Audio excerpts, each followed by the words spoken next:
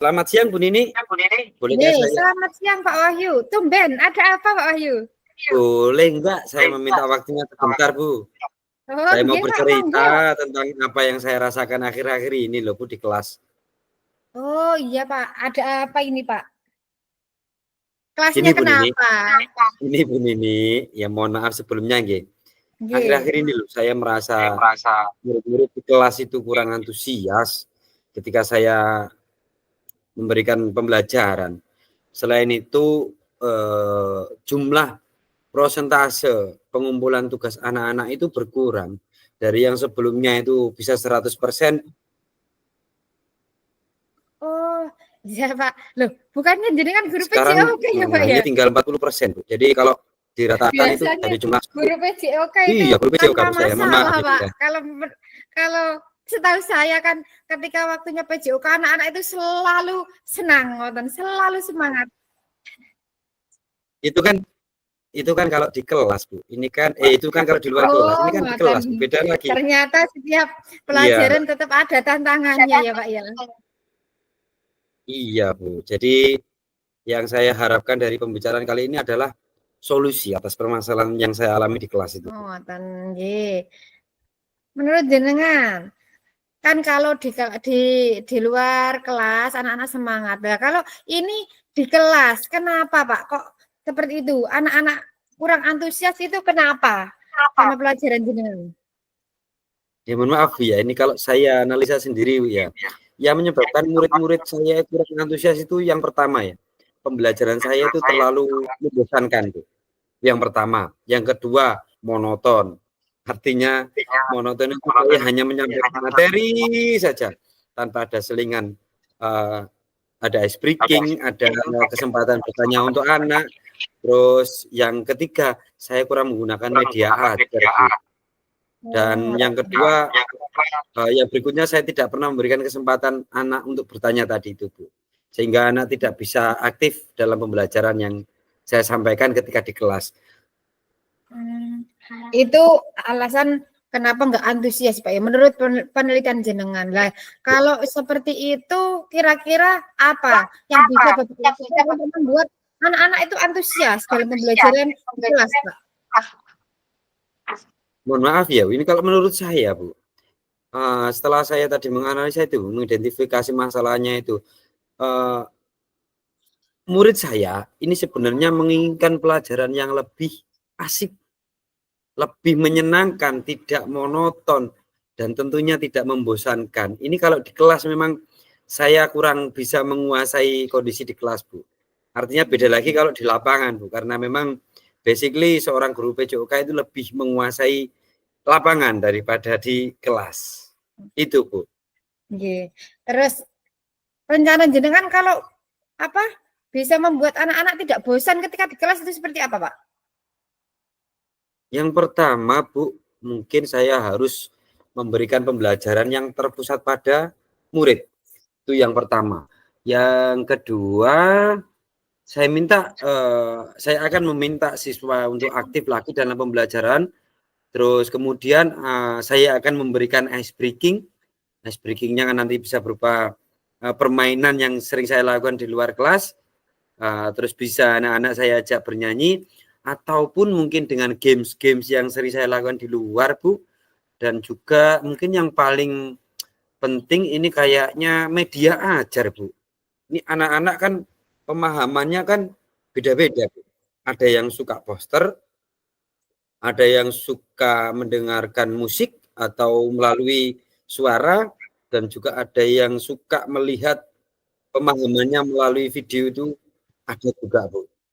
Oh, iya Pak Wahyu, itu bagus sekali. Itu kan rencana jenengan untuk mengatasi yang anak-anak tidak bosan pelajaran di kelas, supaya Ye. lebih antusias. Nah sekarang kalau untuk menghadapi anak-anak yang dalam pengumpulan tugas itu tidak sesuai ngoten Pak. Yang 10 anak yang rajin mengumpulkan tugas hanya 4 anak. Lah itu gimana cara jenengan Pak? Nah ini Bu, ini Supaya awalnya mungkin saya terlalu banyak memberikan tugas mungkin ya Bu ya. Dan berisi banyak pertanyaan tanpa saya memberikan sumber belajar Bu. Jadi hanya saya berikan pertanyaan melulu tanpa saya berikan ini loh, mode sumber belajarnya itu dari ini. Itu mungkin juga kesalahan saya, Bu. Dan harusnya saya lebih bisa membawa ke sumber belajar yang mengasihkan ya, Bu. Mencarikan inspirasi kepada anak-anak juga itu, Bu. Mungkin itu, Bu, Kalau kesalahan dari saya. iya, kalau sekarang kalau boleh tahu jenengan pakai sumber belajar apa ya, Pak ya? Saya hanya menggunakan sumber buku dari buku teks, Bu, di perpustakaan Nah, sumber mungkin itu, belajarnya, Bu. Pak ya. Oh, nggih. Terus kalau umpama jenengan ini mau memunculkan sumber belajar yang lain, apa yang ingin jenengan gunakan untuk membuat anak-anak itu lebih antusias seperti itu, Pak? Ya mungkin nanti saya akan mencoba mencari inspirasi sumber belajar itu dari berbagai media, Bu. Bisa melalui video di YouTube, bisa melalui artikel-artikel yang anak-anak yang suka membaca itu, anak-anak yang suka video tadi, melihat video tadi saya carikan di YouTube, IG, mungkin juga ini Bu, yang paling sering anak gunakan di era sekarang itu TikTok itu Bu. Itu juga banyak sekali kok modul sumber belajar dari TikTok itu Bu.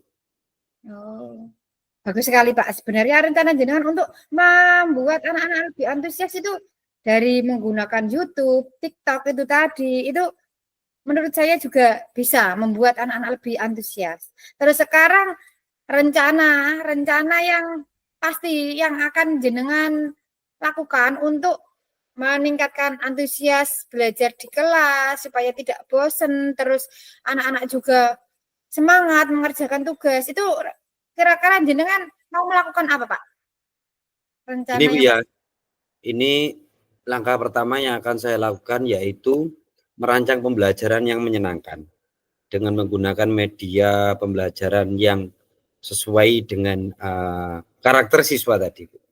Ada yang suka video, nanti akan saya carikan melalui video YouTube atau TikTok atau Instagram. Yang suka membaca nanti saya carikan artikel. Yang suka dengan poster-poster nanti coba saya arahkan mereka untuk ke apa itu Canva. Saya ajak ke Canva, lalu yang tugasnya tadi yang malas-malas itu rencana saya akan mengubah mode tugasnya, Bu. Sehingga selain mengubah mode tugasnya, saya juga akan memberikan sumber belajar yang memang relevan dengan tugas-tugas tersebut sehingga anak merasa semangat lagi, sehingga tidak terbebani lagi ketika saya memberikan tugas yang banyak. Mungkin itu Bu yang akan saya lakukan. dari rencana Pak Wahyu tadi itu yang kira-kira menurut Pak Wahyu bisa enggak itu membuat anak-anak itu lebih antusias, lebih semangat belajar, lebih mau apa yang awalnya tidak mau mengerjakan tugas, terus sekarang rajin mengerjakan tugas. Apakah cara jenengan tadi bisa membantu, Pak? Kalau itu saya yakin, Bu. Saya yakin anak-anak nanti akan bisa merubah sikapnya, terutama bagi yang malas mengerjakan tugas itu. Saya yakin kok dengan perubahan yang saya lakukan itu anak-anak pasti juga akan mengikuti dan bersemangat lagi ketika pembelajaran di dalam kelas pun ini. Alhamdulillah, berarti dari sini jenengan sudah mendapatkan apa solusi dari permasalahan jenengan, gitu, Pak? Oh iya ya Bu Nini ya. Ya. Tanpa sadar ya Bu Nini ya. Iya. Nah, Dan tanpa ketika saya kita berbicara sadari dengan orang bahwa lain itu, ya kita merasa muncul ada pemikiran-pemikiran baru, ya Pak ya. iya ya Bu, betul sekali Bu, betul sekali. Nggih Bu.